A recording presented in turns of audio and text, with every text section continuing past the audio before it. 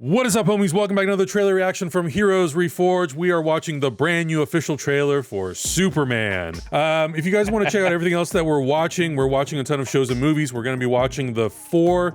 Are we going to watch Superman Returns also? Should we watch Superman Returns? Sure. Yeah. Question, Yeah. but here's a question. Are we saving Supergirl until next year, 2026? Oh, hell yeah. Like the original 1988 or whatever, 87 84, Supergirl baby. film? 84. 84? Yeah, dude. I thought it was after Quest for Peace. It was in between 3 and 4? In betwixt. Wow. All right, great. Yep. Well, we're saving, in case anybody's like, hey, you guys didn't do Supergirl. That's part of the Superman film franchise. Yep. I would say we're saving it then for next year's Supergirl Woman of Tomorrow. So yeah, there you go. Absolutely. What other thoughts do I have about this trailer other than James Gunn? Could you just invite us to the premiere? That would be really that'd be great. cool. That'd be awesome. That'd be can we very go? cool. That'd be My very inner cool. 8-year-old would probably cry on the red carpet to go to a Superman premiere. What's a guy got to do? Who's a guy got to email? Jim Lee, where are you at? Help! Yeah, we'll see what we can do. Yeah. All right, here we go. In 3, 2, 1, go. I love that bullet logo. Pretty nice. being Pretty serious nice. Yeah, Yeah. You'd let me interview you as Superman.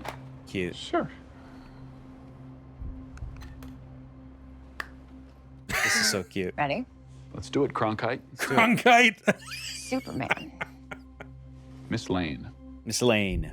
That's good. Recently, you've come under a lot of fire for I what know, some it's a might. lot of it's fire, it's a but- lot. Today, the Secretary of Defense said he was going to look into your actions. Yes. That's funny. My actions? I stopped a war. Attaboy, Superman. Oh. Maybe. At what cost, though? Not maybe. I did. In effect, you illegally did. entered a country. This is how you're gonna be? I'm not the one being interviewed, Superman. Oh no. Did you consult with the president? What? Luthor's the president? Seemingly acting as a representative of I the wasn't United States representing will cause anybody more except for me. problems around the world. More. And doing good. Yeah, he's trying, man. Oh, wow. Okay, we're going I there. myself in the same situation and consider the consequences. People were going to die. That's all that matters. Yup. People were going to die. Love it. Come on, man. The people, look at this. Hey, buddy. Eyes up here. Oh, the kaiju? Hey, buddy. Oh, awesome. No, the Superman robots. No! Choices. Your actions. That's what makes you who you are. Oh, stop it. Okay. Superman. Mr. Terrific. He's not a man. He's an it.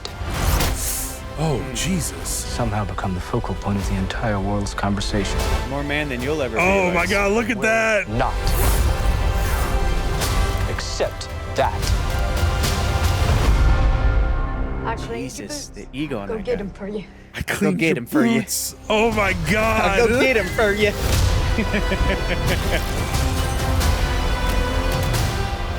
Oh my goodness.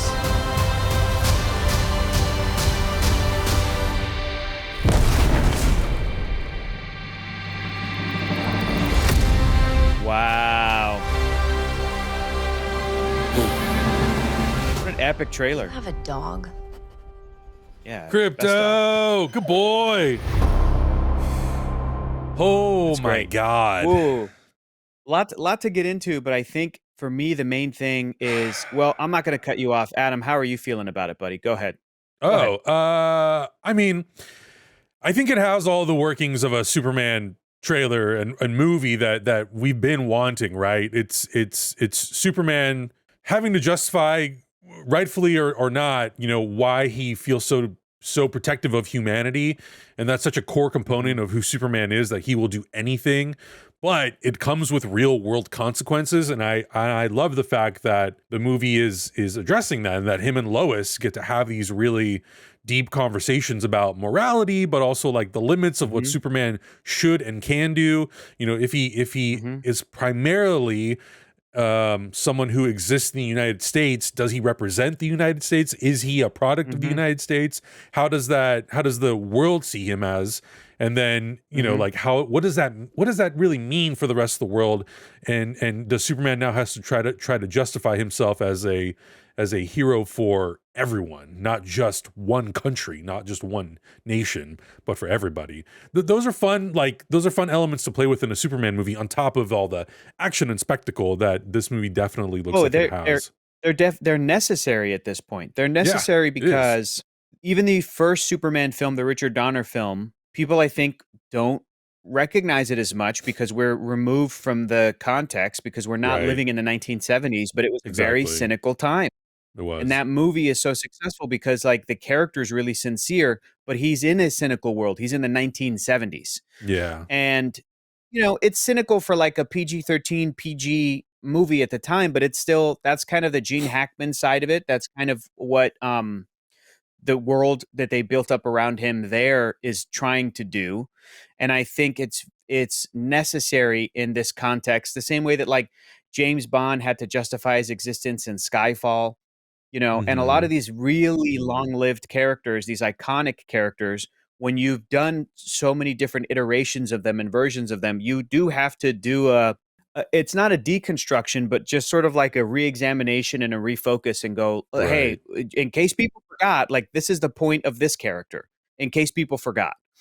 And I think that it's also like, it feels like in the story, it could be an answer to sort of what the early DCEU was trying to do with Superman, but I think it was ultimately unsuccessful because it moved too far away from like Clark as a character and as a guy.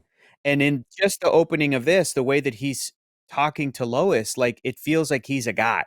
And it feels like when he's taking his stance of like people were going to die, that he actually gives a shit. And he's not this sort of like ethereal, removed, I'm a god, I don't know how to be a man, I don't know how to be a god, I don't know how to be, which is like, I don't think it's as interesting as a choice narratively with the Superman character. It's just not. I don't, you know, I know that there's been attempts and versions, and that's what like Tim Burton wanted to do with Superman in the 90s. And that I think that it makes sense for like filmmakers or people that sort of aren't in the comic book reading world, and they're not constantly kind of like keeping up with or aware of Superman as a comic book character.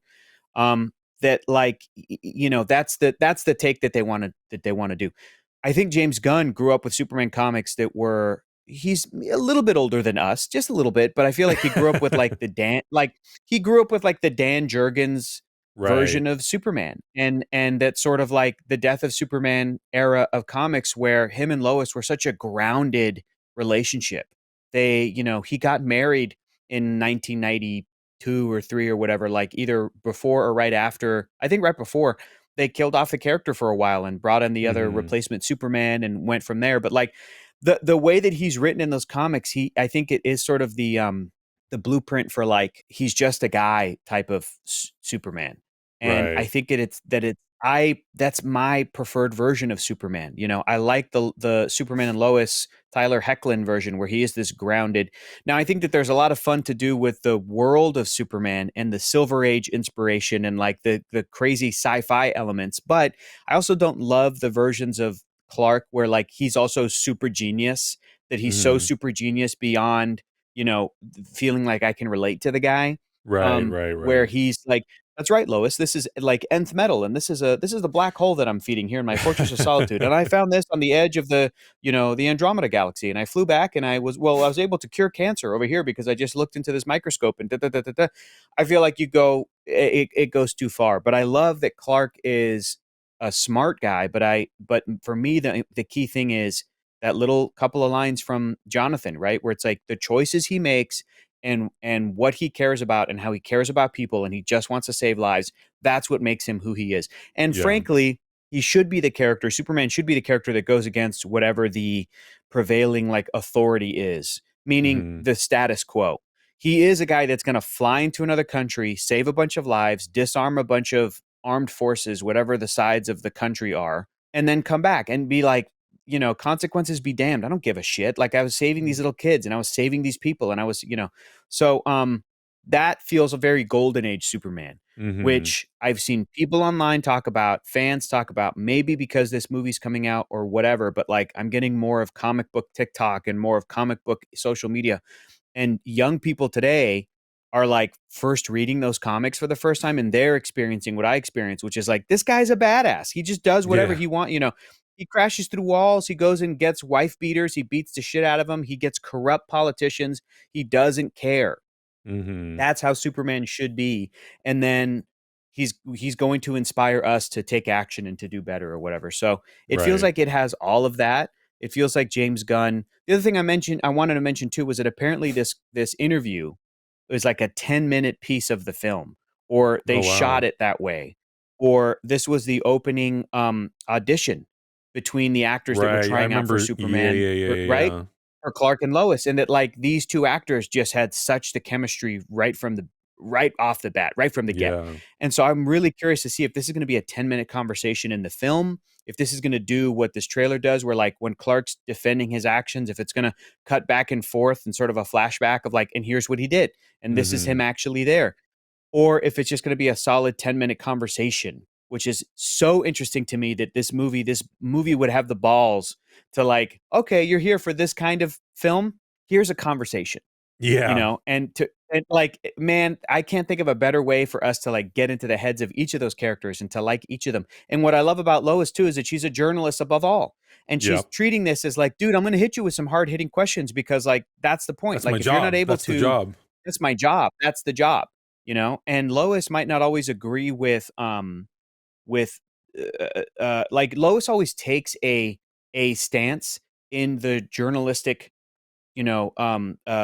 stories that she goes after, but she still does her job of like, hey, I want to make sure that if Superman, if what you're doing is good, then we need to be able to hit this from every angle, and you will be able to defend it. Like you will be able to this should be able to hold up in a court of law. But even then, sometimes courts are corrupted, and people are corrupted, and the public will think a certain thing. But it's important for Superman to kind of, just like a Captain America character, when everybody else is going one way, and if you feel like what you're doing is right, you got to go the opposite way, and eventually people will follow you in the sun, Kal-El. So yeah, really, really great to see that in this. Yeah, and I think there's a lot to be said about Rachel Brosnahan and David Corenswet's chemistry in that opening bit in the trailer. And I think when characters, especially Superman and Lois, and like Bitsy Tulloch and Tyler Hoechlin had it in spades, the chemistry, when that chemistry is so strong, it makes you pay attention a lot more to what they're actually talking about in the scene. And I think if they're using that scene in particular to really dive into like what Superman is and what he represents, that's one of the most important questions that I feel like needs to be answered about Superman today. Because I think there's so many, now at this point, there's so many interpretations of Superman between the different movies, the different comic books, the different television shows, that James Gunn does have the responsibility to tell us, the audience, what does his Superman represent in the DC universe moving forward. How is that character going to be one of the defining sort of pillars of this universe? And how do all of the characters follow suit? Because ultimately Superman is the leader in a lot of ways, morally, and just from a team setting, like he should be the guy leading everyone. Batman is smart. Batman has all the tech. Batman has the gadgets. Batman always has a way out. But, and maybe this is me just having a biased opinion about Superman. For me, Superman should be the leader of everything. I agree. And Batman like, would agree too. I think Batman and Wonder Woman support him. They're like the DC universe is so wholly dependent upon that trinity that we need to understand what those characters are fighting for and why they're fighting for those things to really sort of like back them and be on their side. So I hope this movie does a lot of that. And I love that it's taking inspiration from so many different eras of comics. I love the fact that it's taking inspiration from even things like the Fleischer serials. I love those Fleischer cartoons. And the big thing that I also see people talking about online is like, Superman's always getting his ass kicked in everything that we see in this movie. And I'm like, yeah, good. I don't want Superman to be the most I don't want him to be so powerful to the point where it just leans back into everything that people say about Superman being boring. He can't be beat. He has no pain. He has no faults. I don't necessarily want people's perception of Superman to be that surface level. Let's get into the core of Superman. Let's really understand who he is, what he stands for, what he's fighting for.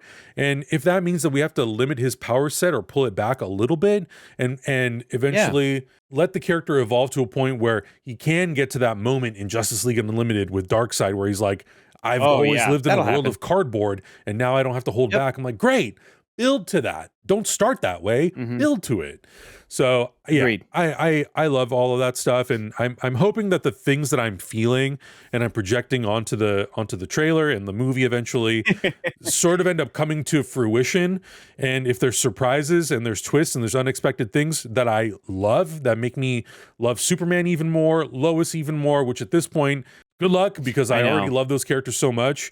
But David Corenswet seems really charming, and I think that's something that's been missing from Superman. We do get a lot of it actually from Tyler Hoechlin. I shouldn't say it's missing. I think for me, it's been missing in the movies. But absolutely at the theatrical level. So this film, I am hoping is able to address, and it feels like it is, everything you're saying, Adam. It feels like it's addressing how the general movie-going public might think about Superman right now.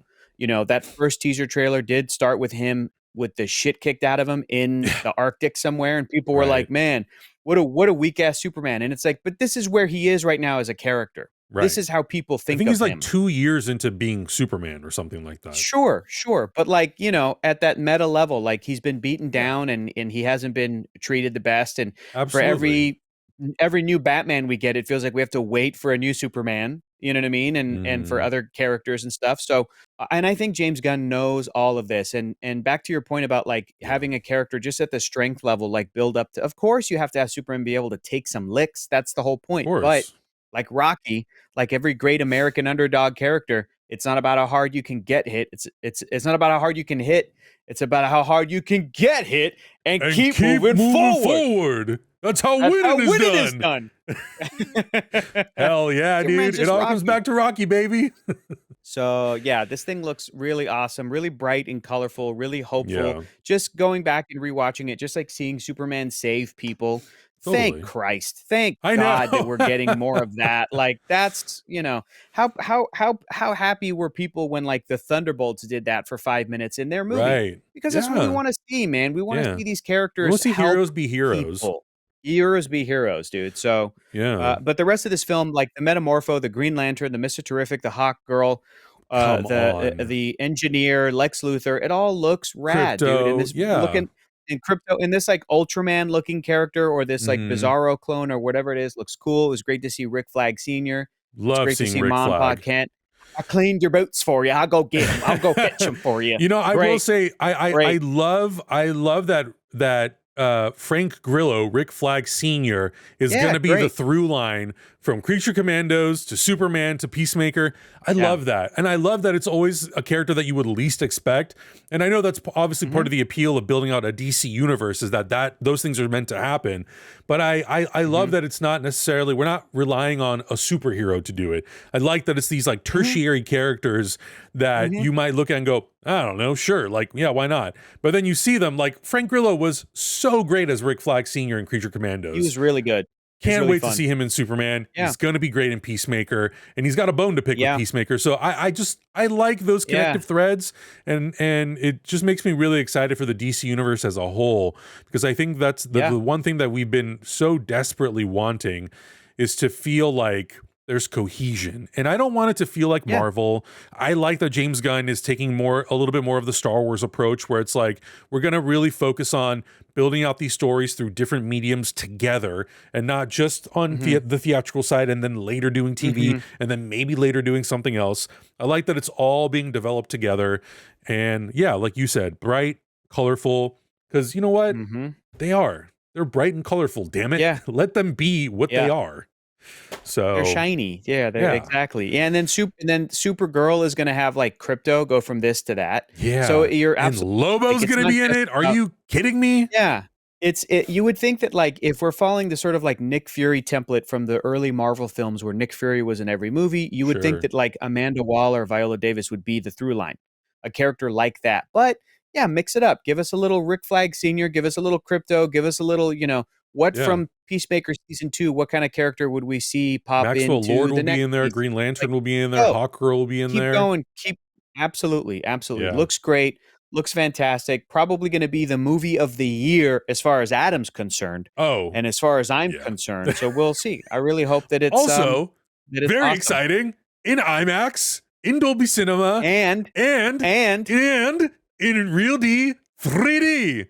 Thank you, James Gunn. Let's get that going. God the damn. 3D is going to be good, man. You know that, hey, Guardians 3 had excellent 3D with Adam Warlock flying around. So it's going to look and sick, especially because they've been working on this movie they've taken the time to work on this movie for so long. I'm hoping that they've been working on the 3D almost as long as they've been working on the actual post-production of the film. And if really Guardians of the Galaxy really Volume nice 3, has anything to say about it, it's going to look stellar Skarsgård in 3D. Agreed. Can't wait. But guys, of course, let us know your thoughts in the comments below. What did you think about this trailer? What did you think about the tone? What did you think about some of the things that they bring up about Superman himself? Let us know. I'm curious to see how people feel about all the directions that we've taken Superman and where we're going with it for the future. Check out everything else we're watching. We'll see you guys in the next one. Bye. Heroes Reforged is gonna react. Heroes Reforged is gonna review. Heroes Reforged is gonna discuss. That's why we are watching.